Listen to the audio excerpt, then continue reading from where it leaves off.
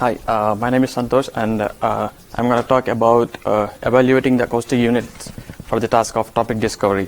So to summarize the presentation so far, the overall goal is to transcribe the speech in an unsupervised way. So what you have seen so far is training the acoustic unit discovery in an unsupervised way, and we have seen how the performance of the acoustic unit discovery can be improved by incorporating the phonotactic bigram language model, and we have seen how we can use the multilingual bottleneck features to improve the acoustic units, and then we have also heard how we can use the unsupervised methods to improve the AUD. So now we are still in this part, and we are trying to see how good the acoustic units are, and we have seen the evaluation in terms of NMI, but now I'm going to explain how the evaluation can be seen from the point of view of the end application, that is topic discovery. So the basic question that we are asking is, how good are the acoustic units in capturing the semantic relations?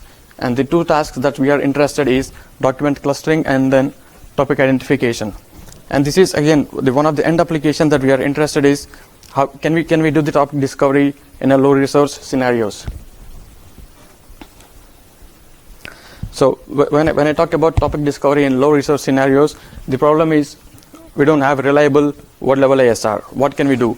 We can fall back to the phone recognizer of the target language, or we can use other language recognizers, that is cross-lingual phone recognizers, or we can rely on detecting recurrent patterns of speech and then use them for the further processing.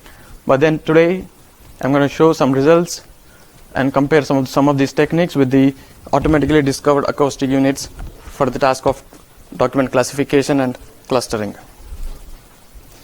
So we have done the experiments on two different data sets. One is Wall Street Journal, which is several new utterances selected from the news articles, and then we have selected around 11,000 utterances, but we don't have any topic labels for Wall Street Journal. But then there is some notion of articles, since this is from news. So we have done some experiments and then found that the utterances that we have selected fall under 2,000 documents, and we cluster them into 5 coherent topics. And then the other corpus is Fisher, which is conversational telephone speech, and if we have taken a subset of Fisher, which is 100 hours, and then we have which comprises of 544 conversations of 6 topics. And the pipeline for the topic ID and the clustering is here. So we have the input spoken documents, which can be conversations, and then we have the speech recognizer or the acoustic unit discovery, and then we transcribe the spoken documents in terms of either phonemes or the acoustic units, and then from here we obtain a document representation model.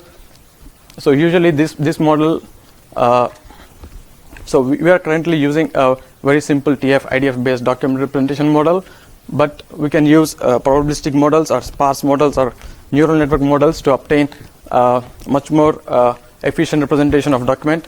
But for here, the task is really to see how the acoustic units are. So we are using very naive representation so that the quality of the acoustic units is directly reflected in the performance of clustering and classifier. Again, so to evaluate or to compare how the acoustic units perform, we compare it with different set of document transcriptions that I've shown here. So the first one is true word and phoneme sequences, the manual word sequences and the phoneme sequences that we obtain from the manually available lexicon, and then different phoneme recognizers which are trained in a supervised fashion. So we have English, which is trained on TIMIT, but then our experiments are on Wall Street Journal.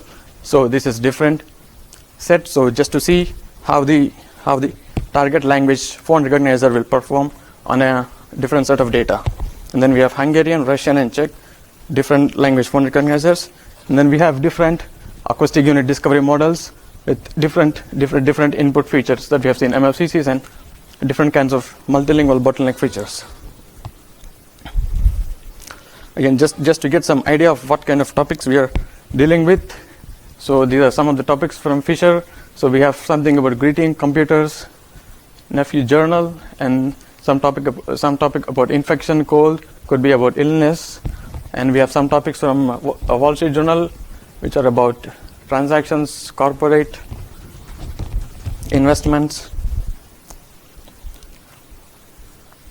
So the first experiment that we have done is clustering. So we have fixed the target number of clusters to 5, and then we evaluate the clusters with the purity.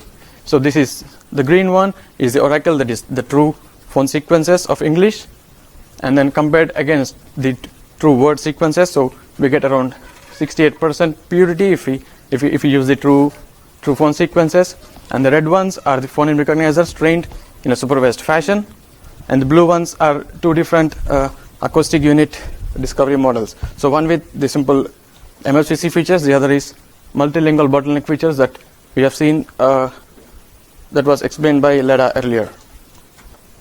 So from the clustering experiments, we don't really see much how good they are, because there is a lot of difference between the true phoneme performance and the other systems.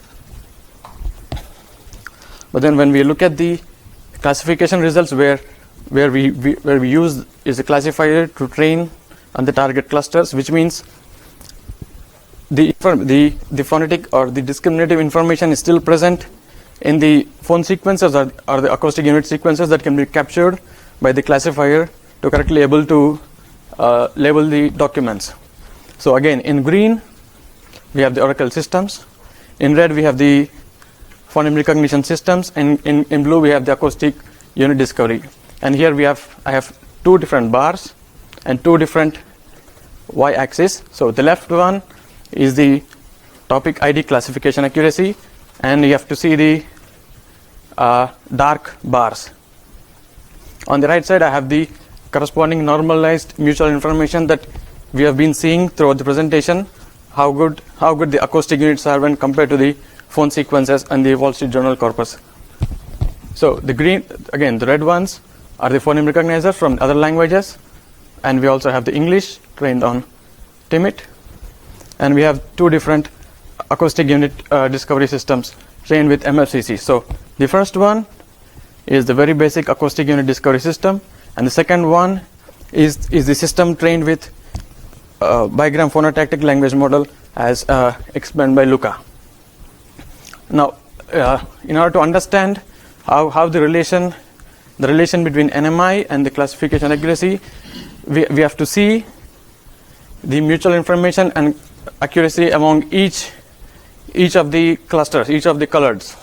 So in case of English TIMIT recognizer, I have very high normalized mutual information because the target number of phonemes are again very less and close to English. That's the reason the NMI is quite high, whereas for the acoustic unit discovery, the target number of units are 100, which are much higher than the true number of phonemes, and it somehow penalizes the metric.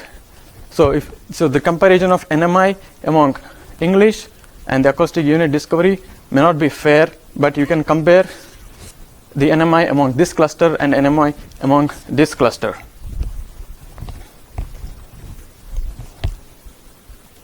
Again, so we have seen how we can borrow the information in terms of feature from the other languages. So when we use the bottleneck features as the input to the acoustic unit discovery, we see slight improvement in the classification accuracy. Again, the first plot, the AUD is the simple unigram model, AUD_RE is the bigram model. We have the same again. So every time we have the bigram model, we see slight improvement in the performance.